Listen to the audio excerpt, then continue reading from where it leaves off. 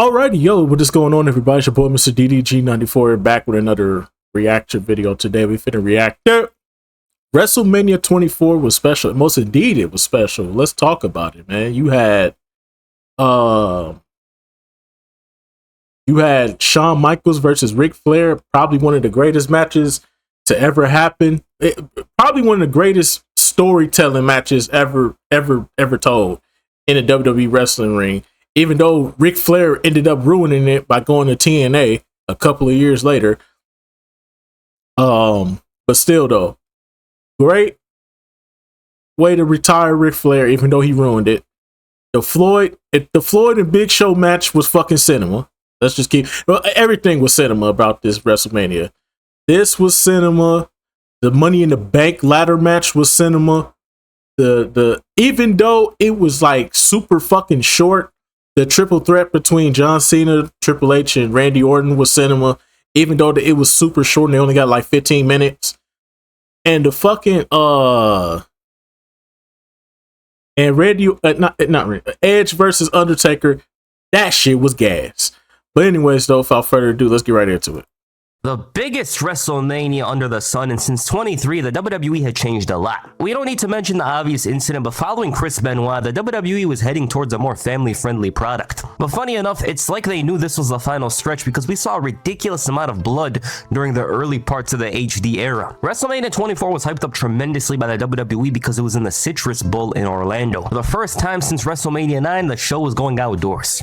Technically 19 counts, but fully outdoors. That's WrestleMania 9. WrestleMania 23 was a massive success which hinged on the old model of WrestleMania. Bring in a celebrity, present your title match is a huge deal. And those are the two things they did. And that method brought WWE their then record WrestleMania. Over 1 million buys to the show of shows. 1,250,000 to be exact. The road to WrestleMania was pretty good, I'd say. It did its job in wanting you to watch the show, but it was a whole other card before the Royal Rumble. Mr. Kennedy was supposed to be a major part of the show, but then he said on Fox News, quote, "I don't do steroids."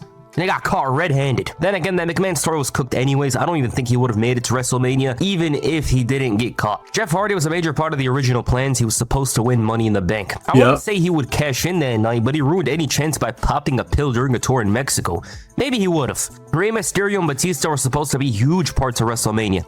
Rey and Batista were going to face Big Show and Floyd Mayweather in the tag team match, but then Rey got injured. With the Animal, Batista, if the rumors are correct, was positioned for a main event match at WrestleMania 24, which if we're being honest, he deserved. His opponent was considered to be Randy Orton or Triple H. Well, the Orton story worked super well because Randy had punted half the roster and taken out a bunch of legends and current talent such as John Cena and Shawn Michaels. Triple H, on the other hand, was considered for a heel turn, which would ruin everything. Why? Because Triple H was going to turn heel, take Jeff Hardy's title shot at the Royal Rumble, and beat Orton for the WWE Championship. Batista was shafted, but if we're being honest, based on merit, he should have faced one of those guys. I think an inter-promotional match between Triple H and Batista would have... If anything, they should have ran it back with Undertaker. I feel like they should have ran it back with Undertaker. I understand why they gave it to Edge. I'm not gonna lie, that was probably the second best match of that WrestleMania. Was the Edge and Undertaker match, hands down. But I would have loved to see Batista and Undertaker run it back because they got such good chemistry. Served better, which would give way to John Cena and Randy Orton being a singles match. Stone Cold declined an offer to show for the show, and his involvement is unknown, although I wouldn't be shocked if he would have stunned Santino Marella. Oscar De La Hoya went on record about declining an appearance. He was going to be in Floyd Mayweather's corner. And thinking about that, WWE was just splashing out money for this event. They had relevant celebrities, and the atmosphere really looked amazing. That's the thing about this WrestleMania. It was WWE's first in HD, and they weren't pulling any punches. John Legend kicked off the show with America. Get on John Legend, and the fuck out of here. The intro of the show was a lot can happen in a year. But enough talk, let's get into it. Okay.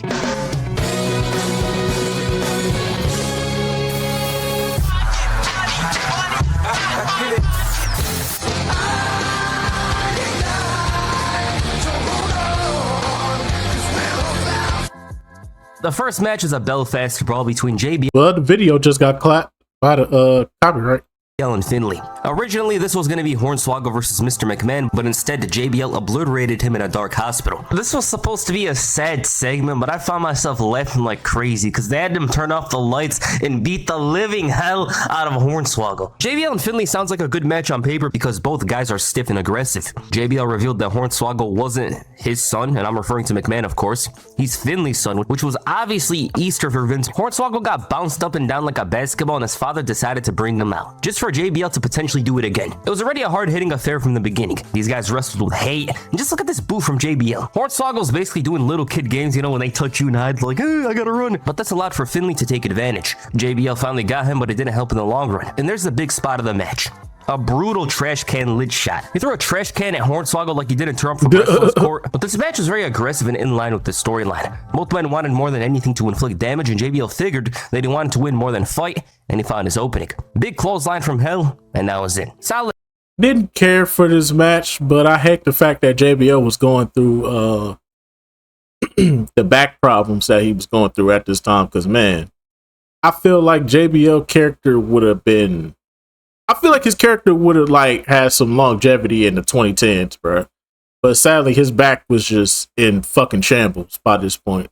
Match. It's not some crazy brawl, but they had some good spots in there.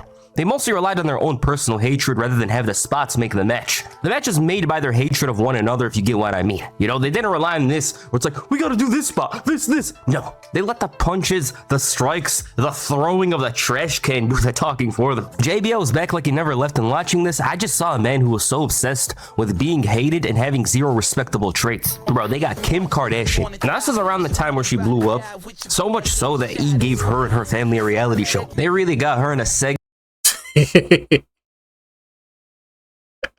I heard what you was playing in the background. But that was clear. That was clever. That nigga was playing Sexy Can and just buttered my fans. Playing that Ray J song in the background. I feel you though. With Mr. Kennedy. He was still popular and he turned face later, but still, he wasn't 2006 Mr. Kennedy. Okay, the next match was Money in the Bank. John Morrison, Carlito, Shelton Benjamin, CM Punk, Mr. Kennedy, bro. This shit was fucking heat, bro. It just sucks that Jeff Hardy fucked up, man. If only Jeff had his shit together, man, this would have been an amazing WrestleMania. Amazing Money in the Bank ladder match. Bruh, they went crazy in this one. I ain't gonna lie. This, for the first couple of years of the Money in the Bank, I'm not gonna lie. The match quality for these were fucking heat, bro. And I think, yeah, this had to be like the fourth one. Yeah, this was the fourth one. This shit was fucking heat. WrestleMania 25 was good. I think they fucked it up at WrestleMania 26 when they let Jack Swagger win. That's when this shit started going downhill. Well, you're cursed as it is. Why are you going under a ladder? MVP and Chris Jericho. Oh, Jeff Hardy, this was yours. Also, I just want to say, this is the most Money in the Bank match I've ever seen. Everyone in here just belongs and had a viable chance of winning. For that part, I don't think Carlito had a chance, but the others, you know, much better than him. MVP was out here blasting people with the Hornswoggle ladder.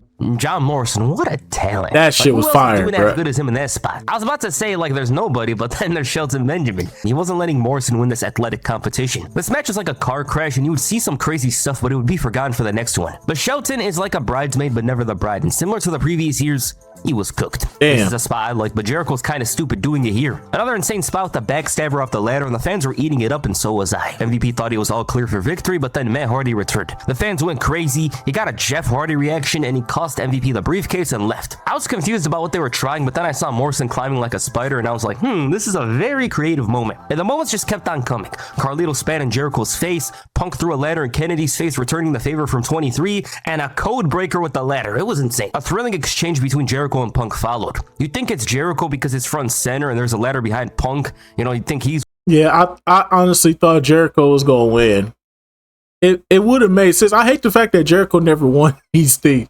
He never won an Elimination Chamber. He never won a Money in the Bank, and he never won a Royal Rumble. Sucks. Winning the match, but that wasn't the case, and it was CM Punk who was Mr. Money in the Bank. What a match. Now, I haven't watched 23 in a while, but I think this is the best Money in the Bank match since 21, and it has to rank high up among the very best. I haven't watched 23 in a while, just want to say that. The result looking at it from that time period is a bit surprising. I think Kennedy had a better chance than Punk and he won it the previous year, but logically, you'd say Jericho. He was the one who was flirting with the main event. That said, it was an opportunity for some new blood to show what they were capable of. Punk had a decent ECW title reign, so he was capable of doing something, but the world title was a step up. The 2008 Hall of Fame class was decently stacked. The Briscoes, Eddie Graham, Gordon Sully, the iconic Pier 6 Brawl announcer, Mae Young, Soulman Rocky Johnson, High Chief Peter Maivia, and Ric Flair. Now, I remember this Hall of Fame ceremony. I didn't used to care about them as a kid, but this is when I remember because I saw The Rock. It was crazy seeing The Rock. He opened the show and spoke for quite some time, so obviously some people weren't gonna like it. You guys remember years ago when I said Snoop Dogg will be around me in some capacity? Well, the goal still stands. Prime Santino Marella tried to give him some words about Maria, but then he rung the bell and Festus was activated. This was Mick Foley's final WrestleMania appearance for a bit because he went to TNA. Batista faces Umaga. Now, I think Umaga is pretty good, but if we're being honest, Batista should have gone higher. This would have been a good spot for him to face Bobby Lashley if he never left 2 months earlier. Yeah. Also, 2008 Batista is the best version of Batista in ring. Nothing is close for me, honestly. Like, I'm not gonna lie, Batista deserved better. No offense to Umaga, RP to Umaga, but Batista deserved a little better, man. Maybe you put Batista in the Money in the Bank ladder match. Just saying. I think that could have worked. I think that could have worked if you put Batista in the Money in the Bank ladder match. It would have made sense. yes, 07 had the Undertaker matches, but he just looked more mature during this year in particular. Umaga had the slight edgier and won the power game. I also feel like for as much as they tried pushing the SmackDown vs. Raw thing, it didn't feel like a match for the brand supremacy. Umaga wore down Batista and had him struggling. Big Samoan dropped for an earfall and then he went for the spike, but fell short and ran into the post before taking a spine buster and the Batista bomb. The Batista bomb looked like it took a lot out of the animal, and the way he moved backwards had me thinking he was falling back into 2007. It was a formalic match, something that would be on SmackDown, so I don't really got much to say about it. That said, I do think Batista deserved more that year. Michael Tarver really is a strange person. He's always around somewhere during this era. The ECW commentary brought just to sit front row, but lucky for them, they finally got a match specifically for them to commentate. Kane had won the Battle Royal to get the chance to face the ECW champion, so you know what's next. Chavo Guerrero defended the ECW championship against Kane. Now, Chavo was This was a fucking squash match. I didn't care for it. enjoying a singles push. There's an urban legend. I'm not gonna say this is true. I don't even believe it, but it's funny. But the legend is that he snitched on wrestlers for violating the wellness policy to get the title as a reward. Chavo holding a singles title that's not the Cruiserweight title is a bit strange, but it's still far-fetched. Kane showed up from behind and ended up chokeslamming him in 8 seconds to win the title. I mean, a Chavo Guerrero title reign ending like this doesn't sound like a shocker at all. And the night was over for the ECW commentary. You know, they could have gone to the after party, got drunk as hell, done whatever the hell they wanted, and no one would have noticed. They came here for good seats, nothing else. And also, I spoke more than them about this match than they did the entire night. That's so Raven. It's the future. Why is Raven here? Wait, what is Raven doing here? In her fine, sexy self, man. You didn't have to go to the dark side, sister. You could have. No.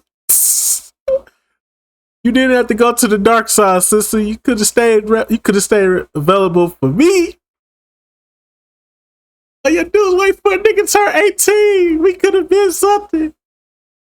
I could say she sounded like she was in character here for a moment, and I thought to myself, bro, she should have saw the future and saved Ric Flair. Okay, Shawn Michaels faces Ric Flair in a career-threatening match. If Ric Flair loses, he must retire. This is a match that has a lot of value to me. A lot of respect coming from me. Why? Ric Flair, in my opinion, is a top 3 professional wrestler ever. Not top 3 favorite, but when we look at the history of wrestling, I think he's up there with the very best. Yes, he wrestled the same match, but Flair is the pure definition of pro wrestling to the casual fan, the hardcore fan, and somebody who doesn't know anything about wrestling. I wish there was more over-the-top characters, larger-than-life characters that draw a lot of excitement and passion from their promos. Now, they're too grounded. They don't feel like they're way better than you or on a different level as characters. It's like, sometimes I do think to myself, I could just show up and become a character there, or you for that matter. And Flair up to this point enjoyed a tremendous career. I have only Hogan and Austin above him, and that's because of the impact they made. I rate Austin as an overall talent over Flair though. He's the greatest of all time to me. With Hogan,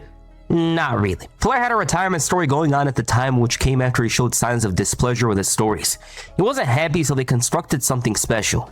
which was the retirement story. Shawn Michaels was chosen as Flair's opponent because he was the epitome of WrestleMania. The effort is clear as day, and with HBK, Flair would not disappoint even with his age. 2008 Shawn Michaels is an underrated year because he was probably the best in-ring performer in the WWE at the time despite being 42. Flair and HBK's story wasn't heated until the very end when Shawn Michaels told him he was going to take him out of the woodshed and put him out of his misery. The story, it didn't need to be much more. Flair said that his game plan is to be the man. Unfortunately for him, Shawn Michaels knew that he had to beat the man. And you remember just how beautiful this WrestleMania is during... I'm not gonna lie, I did not like the build up to this match because Shawn was acting like he didn't want to do it, then ended up accepting it. I did not like the build to this, bro. I didn't. I'm not used to the build where a guy doesn't want to face a guy, and then at the very last week, then like the very last 2 weeks before WrestleMania, he just says, you know what, I'm just gonna go ahead and do it. Come on, bro. Shawn Michaels' entrance. The night had descended on Orlando, Florida, but the lights were on bright and there was sublime coloring, sublime camera work here, and WWE really made a great move by going HD. I'm glazing hard, but it's true. Lil Nate officiated this match and Flair's family was in the front row. At this point, this match was magical and it didn't even begin yet. It's fascinating because it's one of those WrestleMania matches that deserves canvas art, some passionate imagery to illustrate the legend of this night. Both guys wrestled with ego. It got incredibly heated with Flair becoming emotional over Old Yeller. So much so that Shawn Michaels practically slapped him back into the match. Michaels for a moment made a mistake Flair usually made, only for Flair to succeed with a top rope move. Maybe it was his night because he wasn't hitting those often. Successfully, I should know. This is a spot that makes me cringe. I had to be terrible for him. There's no way, especially the fact that he landed right at the ribs. And at this point, I'm thinking to myself, he probably had that dizziness pain. Like, that's the worst. Flair's experience was on full display here. He made sure to go to work and exact punishment on Michaels. Flair hit a perfect suplex, which drew a great reaction from the crowd. HBK still didn't learn his lesson and went for yet another moonsault. They engaged in battle back in the ring and the momentum was shifting. HBK was hurt, but he was integrating into the match. Piercing elbow into the heart of the Nature Boy, and it was time to tune up the band. Michaels' emotion got the best of him, leading to the figure four. This is a huge moment in the match. Ric Flair caught him.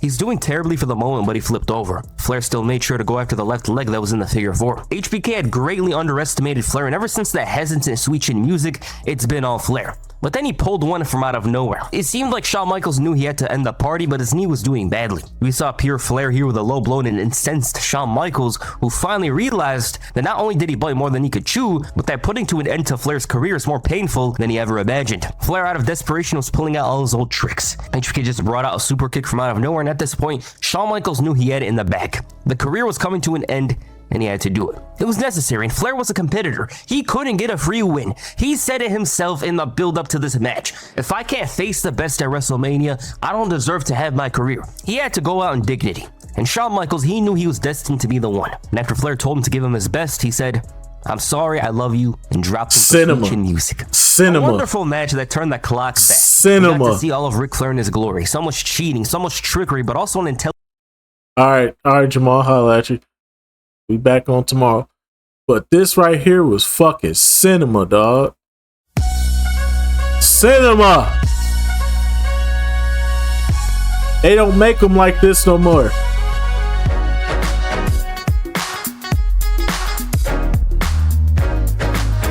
This is how you tell a fucking story. The build up, I believe, was terrible, but the match and the story that they told in the ring, my God, this shit was emotional, bro. This was emotional, bro. This brought out a little bit of thug tears. I ain't gonna lie to you. A little bit of thug tears came out, but it was still a good ass match, bro.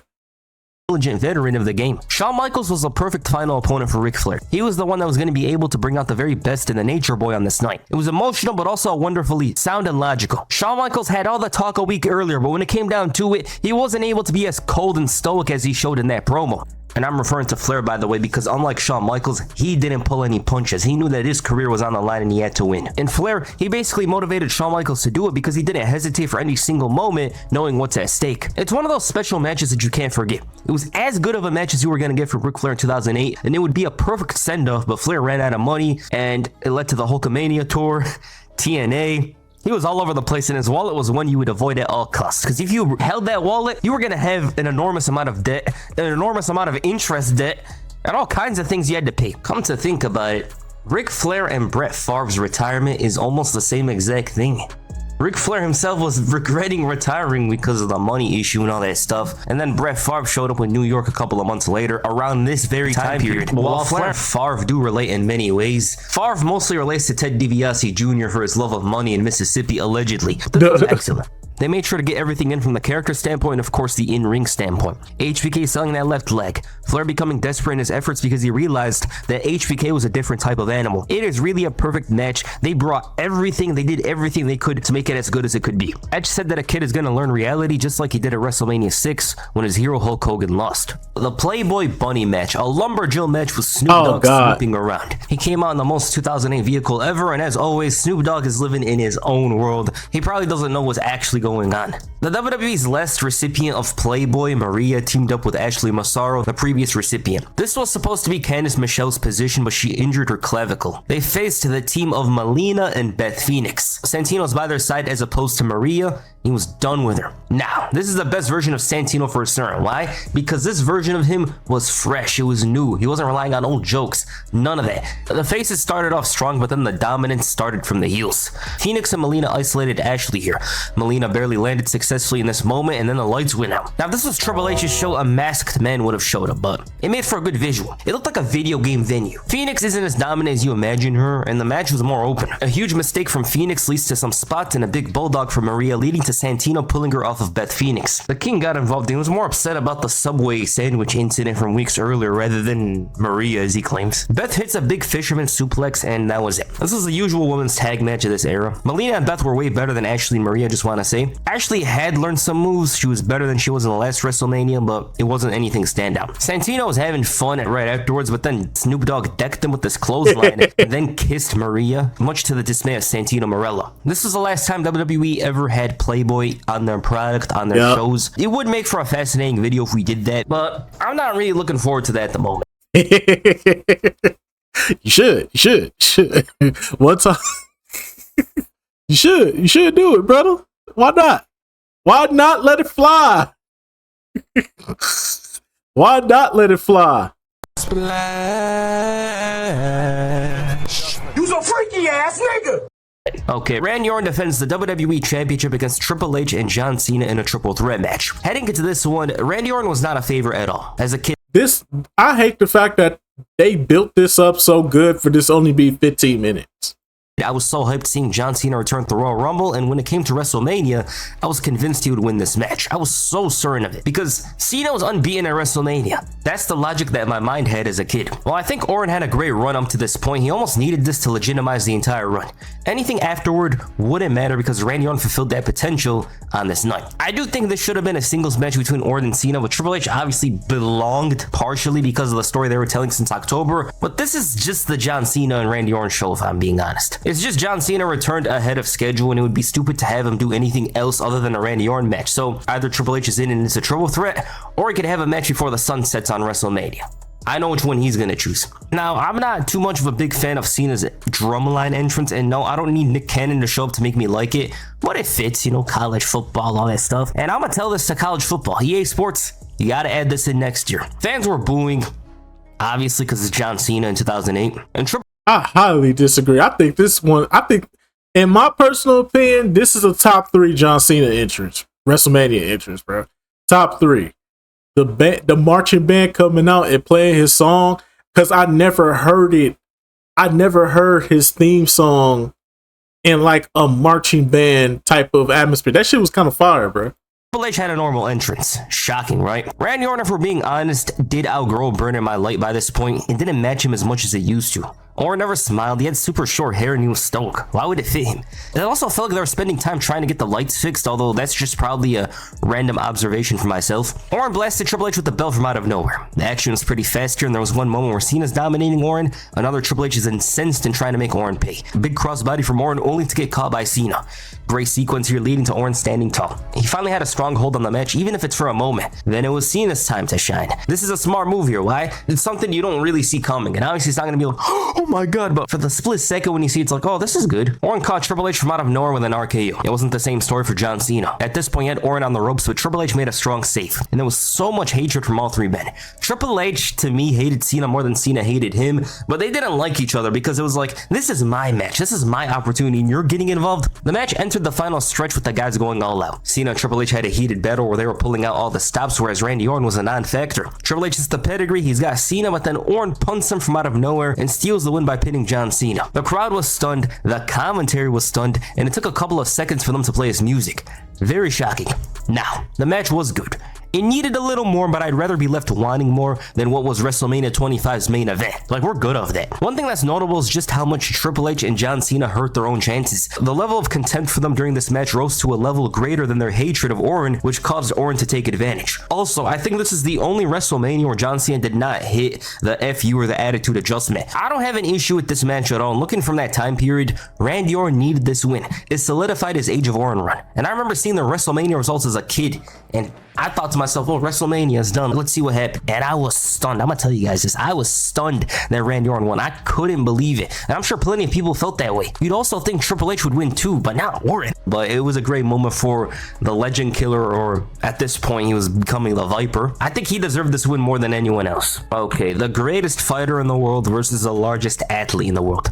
Floyd Mayweather versus The Big Show. This is such a hilarious storyline. Floyd is supposed to be the face, but everyone hates him. And it's also a properly done celebrity feud. Big Show turned again despite being a heel already because nobody liked Mayweather. He was away for over a year and finally made his return to WWE. He was much slimmer, much faster, much better. Now, with regards to Floyd Mayweather, well, this guy's ego is about as tall as his money. Allegedly, because I always hear he's broke, but I don't believe it. He showed up to I Get Money by 50 Cent, but it was removed from the WWE Network and Netflix. 50 Cent was also supposed to be at this WrestleMania with Mayweather, but he never showed. Apparently, it led to some drama between them because Mayweather was talking about getting $20 million from this feud, which is ridiculous. He claims it, but the guy lies a lot, and I don't know how much they offered, but it was a big part of the storyline. You know, they were like, Mayweather's getting a $20 million deal, and Big Show's pissed. In storyline, let's talk about the match. Mayweather was trying to figure out how to do some damage to this giant. He looks like a kid next to him. Big Show destroyed one of the entourage. I'm not gonna lie. I fuck with this shit so heavy, bro. This shit is gas, bro. I hate the fact that the WWE, they like to gatekeep this match for some odd reason. I don't know why they like to gatekeep this match. Maybe it got something to do with Floyd and the license. I don't know why. It's WWE programming. He probably signed a contract. You signing your likeness over. I don't know why WWE is gatekeeping this match. Y'all put every single match y'all ever had in WWE history on your YouTube channel, except for this fucking match. Guys, and it was also the most stiff bump I've seen in a while. This was after Mayweather's imaginary clock rung for the end of round 1. He tried his best to choke out Big Show and it seemed to be working, but then he stomped on his hand. His entourage is jumping around like the money's gone now, and I'm thinking to myself, you guys aren't going to be living in big Las Vegas anymore, buddy. They're jumping because their own net worth is shrinking by the second. The way Big Show went through the entourage was hilarious. They had me laughing like crazy because he just went through them like brush. They tried to stop him and this gave way to a comeback potentially for money. Big chair shots, a low blow, and a brutal knockout with the brass knuckles. And that was it. Big Show couldn't answer the count of 10. Now, we gotta say this straight up. It shouldn't have ended any other way if Mayweather was gonna win. The fans were pissed. They were angry that Mayweather won because no one likes him. You know, money. He's a heel in boxing. But I just want to say that this is one of the best celebrity matches ever. It was very psychologically sound. So logical. Big Show's wrestling more of an easier match. While Floyd had his great weapon, he obviously wasn't going to be able to get the proper punches in. He had to take him down for size and even then brought out the brass knuckles. Imagine getting punched by a boxer who has brass knuckles in their hand. It sounds like a death sentence. A boxer's hand is considered a weapon, a dangerous weapon at that. I'll find myself in the afterlife after that one. They told a great story in there. Big Show is once again a key player in somebody else's story, and I have a lot of good things to say about this one. You know, they presented it as a huge fight, a huge battle, but I kind of wish that Big Show swatted the knucks, KO'd him and won, but it is what it is. And the main event, Edge defends the World Heavyweight Championship against The Undertaker. Edge and Undertaker is the deepest story that the WWE had at the time. They wanted this to be the biggest story, and rightfully so. There's a lot to do with Edge and Undertaker. He cashed in the briefcase on a broken Undertaker, cost him the title, and on top of it, he was desperately trying to wage war with the dead man. This is the first time that The Undertaker wore this entrance attire. He had something very similar 10 years earlier. On the other side, Edge deserved this WrestleMania main event, no doubt about it. They tried pushing this undefeated thing, which is dumb, but regardless, they had a good story going, and he was the biggest heel in the WWE at the time, so it was valid. Edge was pushed hard in the build to the show because he needed to be. It's a streak story. They had to make you believe that there's a chance that said person would end it. And I obviously obviously know that many people didn't predict Edge to win this, but still, it's about the story to get there. Alright, let's talk about the match. Edge had to settle down and slow down the pace because Undertaker was easily going to dominate a brawl. He was doing some work and actually wore down the challenger. But this is the dead man, and it was a dead man at WrestleMania. What's interesting is how Edge was presented. I don't think that in his character view that he was obsessed with ending the streak. He was more focused on treating this as a match where he keeps the title. His plan was finally coming to fruition. He wore down the back, strikes a backdrop on the barricade. He would not allow Undertaker to gain momentum. It just wasn't possible. He countered him twice, with the second being a crucial counter to the chokeslam. Old school's counter too, and it wasn't working well for him because all of his key moves were blocked. Then the last ride was countered. Edge was wrestling the best possible match he could in storyline, but the second attempt finally worked. Edge was still in it and even avoided the tombstone, but then the ref got knocked down. He didn't bother not cheating. He didn't care. He's gonna go straight for a low blow. There was a callback to the camera, the same camera used to cost Undertaker the World Heavyweight Championship, but he couldn't keep him down, leading to the tombstone. Undertaker had him down, but Charles Robinson had to run it down like Ric Flair was calling upon him, and by then, Edge kicked out. The backup guys showed up, Kurt Hawkins and Zack Ryder. They did nothing, but that nothing did lead to Edge hitting the spear. Fans are stunned, but the Undertaker kicked out. And at this point, it's like, what is gonna happen? Is he gonna end this streak? Is Undertaker gonna come back? What is it? Then Edge hit a weaker spear and found himself in a triangle choke. He couldn't stay in it for long and tapped out. New champion. This is a wonderful match. You just want to say that right now. The reason why this match is so great is because it had a big fight feel, number one. They weren't going fast, they were working slow. And the issue with slow-paced matches is that sometimes it's like getting high off your own supply. You're doing it to satisfy yourself and yourself only. This match did not have that issue. There was also a notable story here with the Undertaker actually working on the defense as opposed to being strong and offensive. And on top of that, Edge wasn't really cheating for the first half of the match. He was just wrestling smarter and wrestling much better than The Undertaker. Another thing that I liked about this match is that they didn't go for some insane false finishes. There was some false finishes in here, but they timed them in a way which was good. For example, when Undertaker hit the tombstone, he had to wait for Charles Robinson to show up.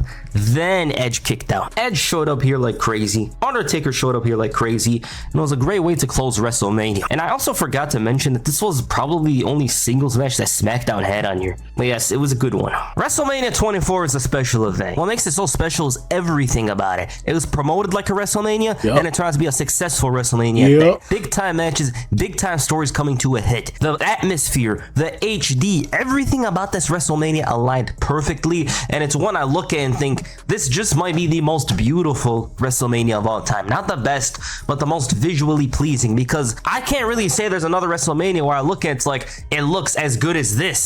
There isn't. This is an event that came out in 2008. This one had its identity down, it had its vibe down, and I understand why WWE went back there for WrestleMania 33, because 24 was a massive success. It was a massive success critically and of course financially. Now, match of the night for me is obviously the Ric Flair and Shawn Michaels battle. Obviously, it was an emotional battle where they made sure to bring everything from the storytelling to the actual action to the selling. They understood the value of this match. Other than that, yeah, this is a special show. It's one of those that I'm pretty sure that you guys have sentimental value with. I don't have the same sentimental value I had with WrestleMania 22, but it's a show that I'm pretty nostalgic for. I remember watching the build, I remember the post-WrestleMania stuff, and it's very nostalgic to go back to it. I almost want to stay in 2008 for a moment and make another video from that time period, so who knows. But yes, this is it's only sentimental to me because I went to one of the Raws that came during the build-up. During the build-up to this WrestleMania, they made a stop in Milwaukee one time, and I believe that was the night. I think because they did the general manager thing where they made John Cena general manager for 1 week, Triple H the general manager for 1 week, and Randy Orton the general manager for 1 week. I think this was the week Randy Orton or John Cena. I think it was John Cena who was the general manager for that week when they came to my city. So yeah, this whole sentimental value to me because I went to a Raw before this WrestleMania. So yeah. Definitely one of the best WrestleManias ever, and one of the reasons why I think it holds well is because of the way it was produced and the stage, the lighting, everything about it was just special. So yeah. Alright, what you guys think of WrestleMania 24? Please comment down below. That's for this video. Make sure you hit the on the like button, perhaps the tombstone on the subscribe button. Peace. Alrighty, man. Let's just go about do it for this one. Most definitely, man. WrestleMania 24 is one of the ones I'm telling y'all, dog. From WrestleMania 20 to like WrestleMania 26, WWE couldn't miss with their WrestleManias. They could not miss with their WrestleManias. Every WrestleMania up to 26 was good. After 26, obviously there's 27. 27 was straight ass. Let's just keep it real. 2027 was straight ass. Hear me and hear me good, nigga. I'm here to double down. That shit is a 2-pack of ass. The fuck are you talking about? That shit stinks. But for as ass as 27 was, they made up for it. And 28 through 31 was pretty solid. And then I don't even remember 32 that well. No, 32 was good too. I'm tripping. 32 was good too. No. That was 31. I'm tripping. No, that was 31. 32, I have no idea. By that point, I didn't care about wrestling no more. I can't even remember 32. But anyways, though, most definitely 24 is one of the ones. This is when WWE couldn't miss with their WrestleManias. So yeah, that's just gonna about do it for this one. I will see you all in the next video. Till then, peace.